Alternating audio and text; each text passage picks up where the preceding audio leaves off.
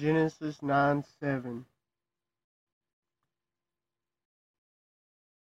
And you be ye fruitful and multiply, bring forth abundantly in the earth and multiply therein. You know, children are a blessing from God. Not just a blessing. It's not just a blessing to have children. It's obedience, active obedience. It's something we should do in the confines of the marriage. We should build up our family.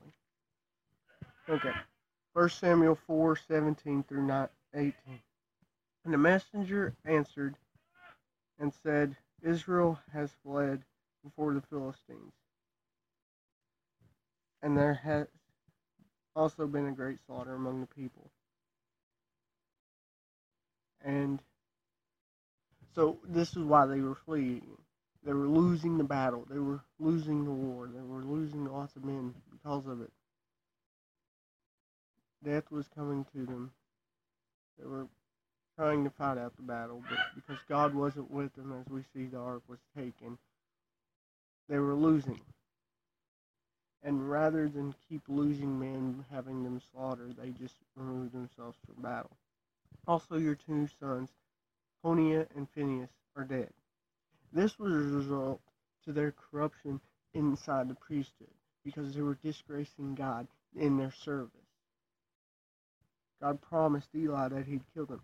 Now, if Eli would have reprimanded his two sons and they would have repented, their lives would have probably been spared.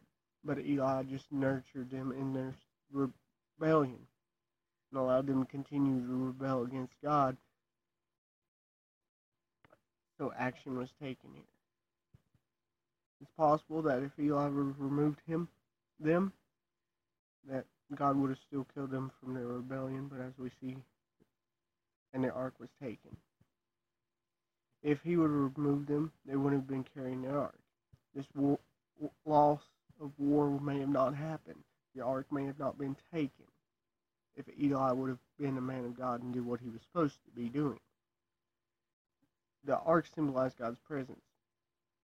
God's presence left and was taken out of Israel due to Eli's mistakes, due to Hophni and Phinehas' corruption.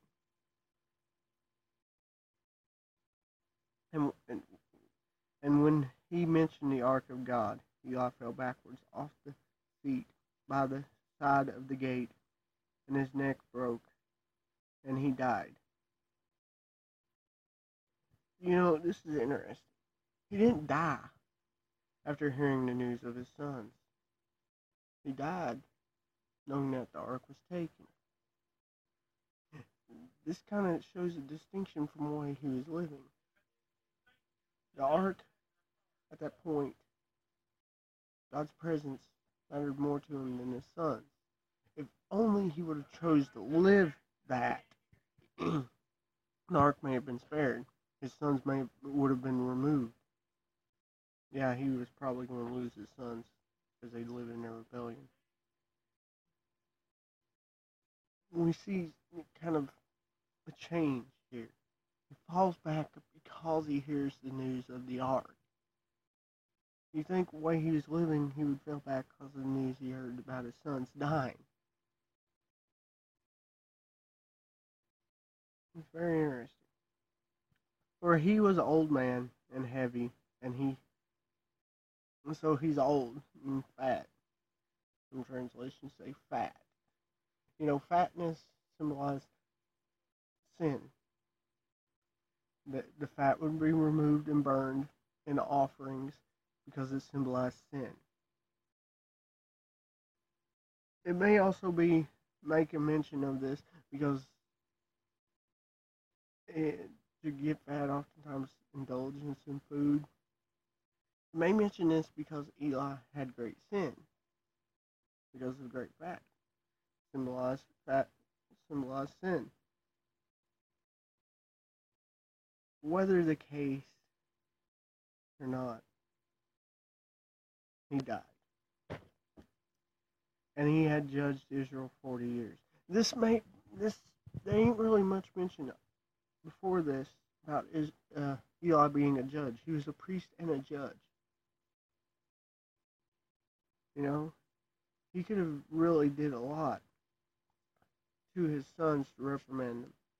He chose not to. Of course, we know that Samuel would be later would be a judge and be the last judge. There's no king at this point in time. So Eli's a very significant position. And he took and corrupted it rather than following the Lord. When the Lord gives us opportunity and gives us position, we shouldn't use corruption. We should use and service to Him, not putting anything, not putting family, putting nothing before Him. And of course, by doing so, the things that He blesses us with will love with just not our love, but with His love. We'll just not be taking care of them. He will be. And things are much easier then. Because we're at a peace. Even during difficulty, we're at peace.